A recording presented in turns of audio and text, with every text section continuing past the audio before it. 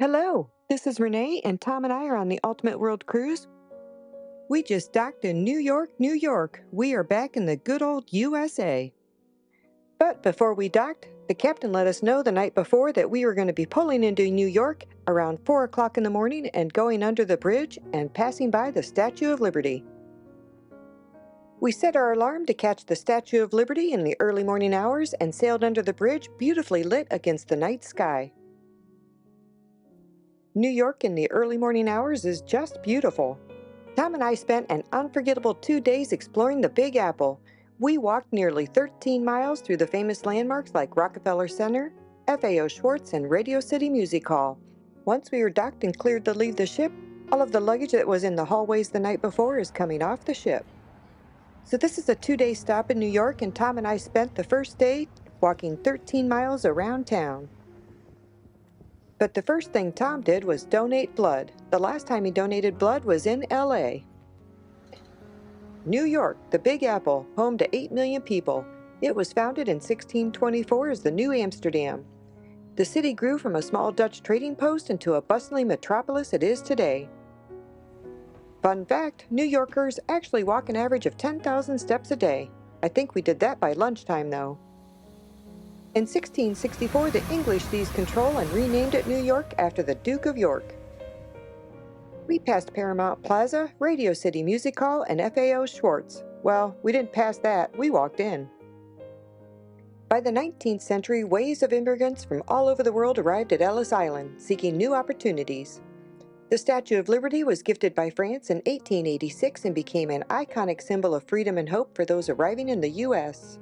In the 20th century, New York became a global leader in finance, entertainment, and the arts, with landmarks like the Empire State Building, Times Square, and Broadway cementing its reputation as a cultural and economic powerhouse. This giant piano is famous in the movie Big, and Tom and I got to reenact the famous giant piano scene. After walking all morning, we finally met up with a friend I've only seen over Zoom. You know that moment when you realize someone has legs? Yep, that was us. Nothing beats a face-to-face meeting. We continued our walk, and this is Rockefeller Center. It was built during the Great Depression, and nothing says hope like an ice skating rink that opens in the winter.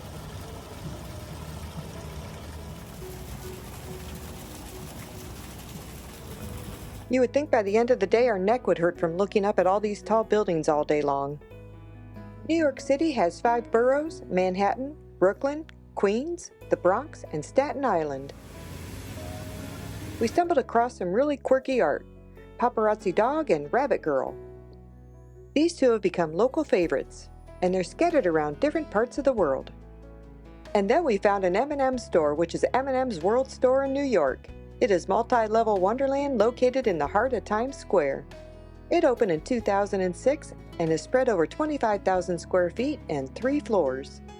We continued walking, and then at dinner we had some local cuisine, Chick-fil-A. We haven't had this in over 9 months.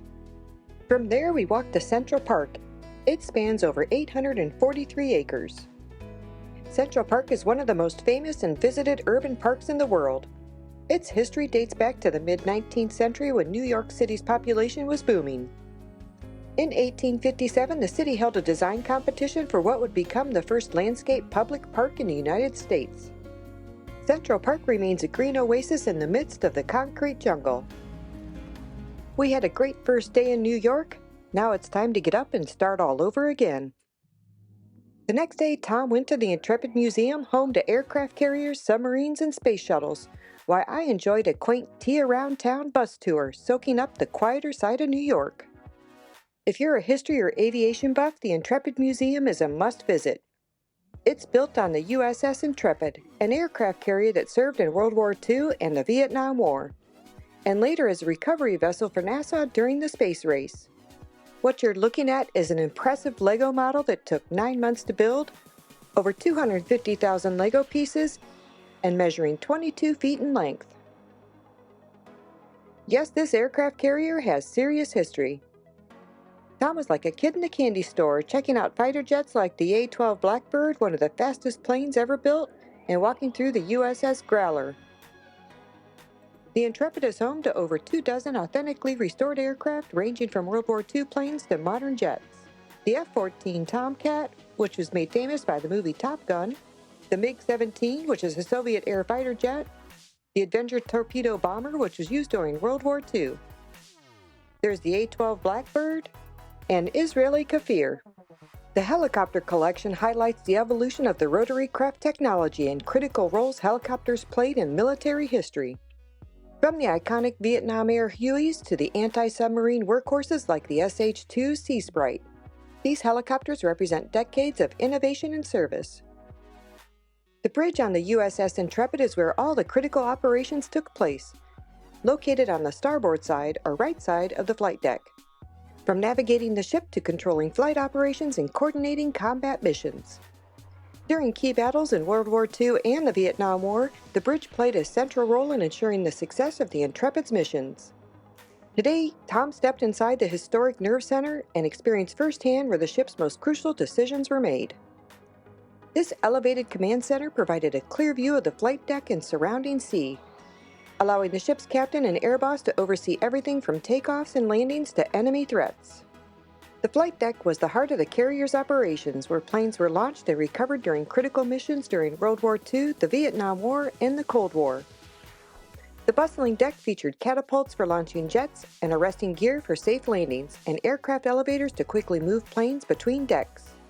Crews worked in perfect sync to keep operations running smoothly, even under enemy fire. As Tom continued to explore the USS Intrepid and its action-packed history, I opted for something a little more relaxing, heading out for a peaceful afternoon of tea around town. And it's exactly what it sounds like, an afternoon tea tour through some of the most charming tucked-away spots in New York City.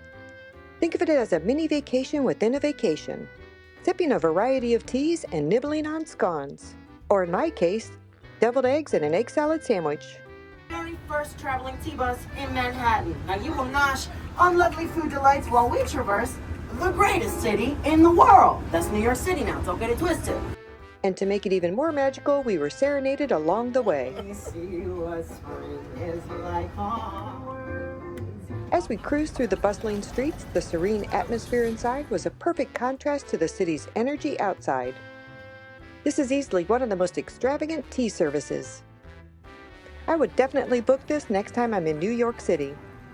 And when you book your garden party pastries from the Lux menu, use the code UWC5 for a 5% discount. The views were spectacular as you sipped on your tea. Tea Around Town takes us back to the dock, and it's time to board. Of course, today we are going to back out here into the Hudson River. We are going to pass by the Statue of Liberty. It will be coming up on our starboard side around 25 to 30 minutes after departure. And of course, after that, we have the Verrazano Narrows Bridge. A little piece of maritime history here from New York. We are at the historical Pier 88, and this is the exact pier where the SS Normandy, the flagship of the French line, was moored on February 9th, 1942. She was under conversion to become a troop carrier called the USS Lafayette, and fire started in the main dining room and spread around the ship, and at the end she became top heavy from towards water being poured into her, so she actually keeled over and capsized right here in this very location as we are moored today. Also, a piece of history from Serenade of the Seas. This is the pier where she left from on the 25th of August 2003, and she went out to the Statue of Liberty where she was christened by Bobby Goldberg.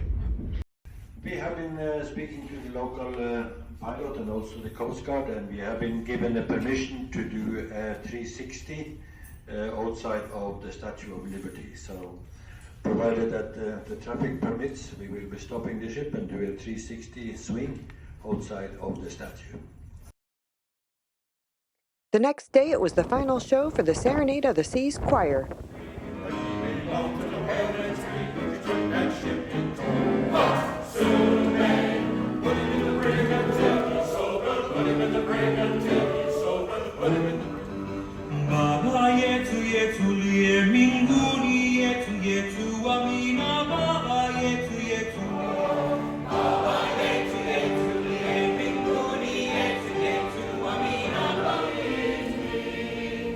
Awesome, awesome.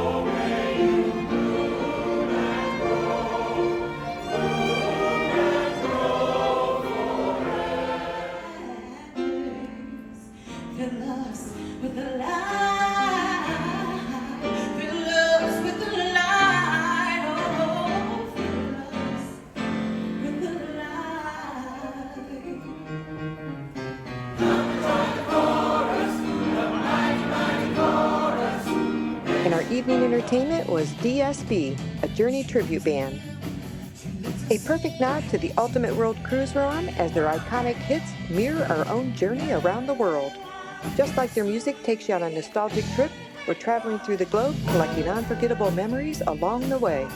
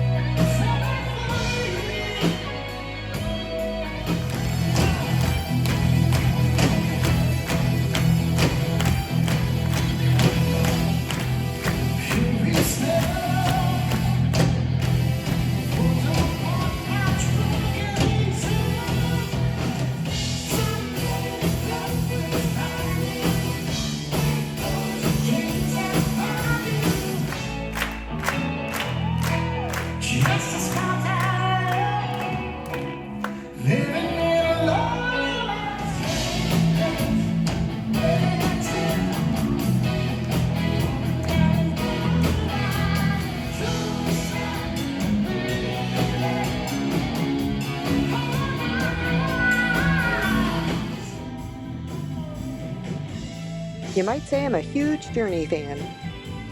We watched both of their shows, and right after that was The Last Gatsby Party.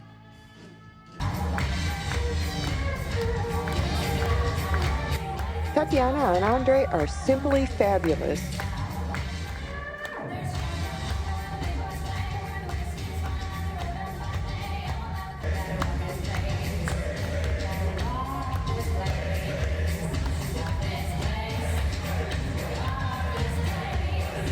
Make sure to like, subscribe, and ring that bell for more adventures from every corner of the globe.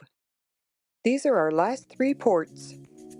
Hey everyone, I'm thrilled to announce that my very first children's book is now published. Join Alphanet, or Al, our adventurous elephant, as he sets sails on an exciting journey across the seas. Can't wait for you all to meet Al and join him on his nautical adventures, and thank you all for your support, and I hope you and your little ones enjoy reading it as much as I enjoyed writing it. I'll leave a link in the description below. Happy reading!